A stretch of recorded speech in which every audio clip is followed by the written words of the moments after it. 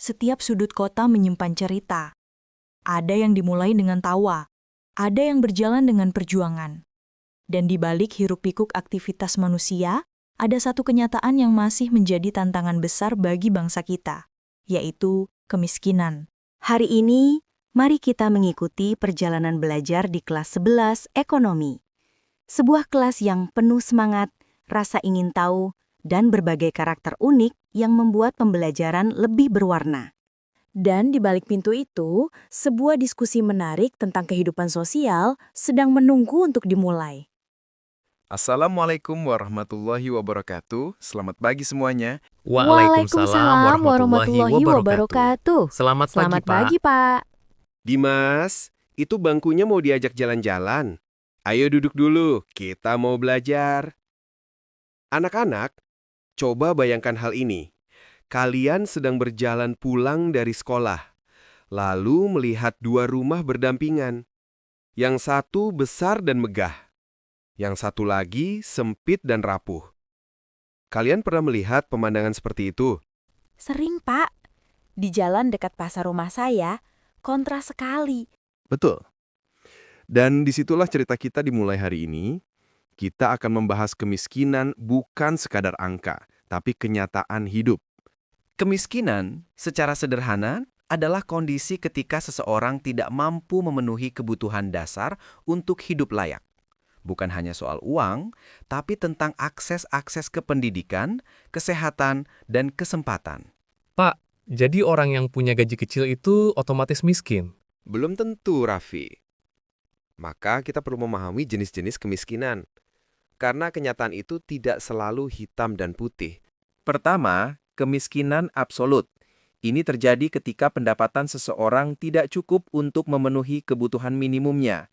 Misalnya, tidak mampu membeli makanan bergizi, membayar tempat tinggal layak, atau akses kesehatan dasar. Jadi, absolut itu benar-benar di bawah garis minimum ya, Pak? Tepat. Selanjutnya, kemiskinan relatif. Ini bukan hanya tentang pendapatan, tetapi perbandingan dengan standar hidup masyarakat di sekitarnya. Kayak, kalau di lingkungan saya semua orang punya motor baru, tapi saya cuma punya sepeda. Kurang lebih seperti itu, meskipun tidak sesederhana itu. Ini lebih pada kemampuan memenuhi standar umum masyarakat. Jenis berikutnya adalah kemiskinan struktural. Ini bukan salah individunya, tapi karena sistem ekonomi, politik, atau sosial yang tidak adil. Berarti, misalnya kalau lapangan pekerjaan minim karena daerahnya tertinggal, Ya, itu contoh yang tepat. Terakhir, kemiskinan kultural. Ini berkaitan dengan pola pikir, perilaku, atau kebiasaan yang membuat seseorang tetap berada dalam kondisi miskin. Jadi kalau orang malas bekerja, itu masuk kultural. Bisa jadi, meskipun kita harus hati-hati, tidak semua kemiskinan kultural disebabkan kemalasan. Kadang, sistem sosial membentuk kebiasaan itu. Kemiskinan tidak muncul begitu saja. Ada berbagai penyebab yang saling berkaitan. Pertama, pendidikan rendah. Tanpa keterampilan, sulit bersaing di dunia kerja.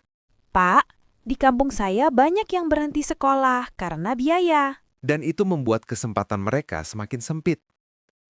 Penyebab kedua, pengangguran. Ketiga, ketimpangan sosial, di mana akses ekonomi tidak merata. Dan keempat, budaya konsumtif atau kurangnya perencanaan keuangan. Dampaknya luas, ekonomi semakin melemah, angka putus sekolah meningkat, kesehatan memburuk, bahkan muncul kawasan kumuh. Pak, dampaknya bisa turun-temurun ya? Benar, inilah yang disebut lingkaran kemiskinan. Harus diputus dengan pendidikan dan pemberdayaan. Pemerintah melakukan berbagai upaya seperti PKH, BLT, KIS, dan pemberdayaan UMKM. Pak, apakah program itu selalu berhasil? Belum tentu.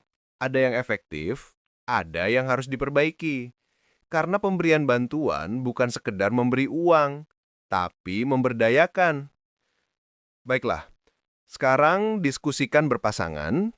Ambil satu contoh kasus kemiskinan di lingkungan kalian, lalu tentukan jenis kemiskinan, penyebabnya, dampak, solusinya. Di kampungku banyak yang jualan kecil-kecilan, tapi pendapatannya tidak stabil. Kayaknya ini kemiskinan relatif ya. Bisa juga struktural, kalau akses modalnya susah. Pak, kelompok kami menemukan masalah kemiskinan absolut di daerah dekat terminal. Banyak anak yang tidak sekolah. Solusinya, menurut kami, akses ke IP dan program belajar komunitas. Ide yang sangat bagus, Dimas. Hari ini kalian sudah membuktikan bahwa memahami kemiskinan bukan hanya tugas pelajaran, tapi bagian dari empati dan kepedulian sosial. Semoga kalian bisa menjadi generasi yang mampu melihat masalah sosial bukan sekedar data, tapi sebagai panggilan untuk bertindak. Terima kasih untuk diskusi yang luar biasa. Wassalamualaikum warahmatullahi wabarakatuh. Waalaikumsalam warahmatullahi wabarakatuh. Kemiskinan memang masalah besar, tapi dengan pendidikan, kepedulian, dan tindakan nyata, masa depan yang lebih adil bukanlah mimpi.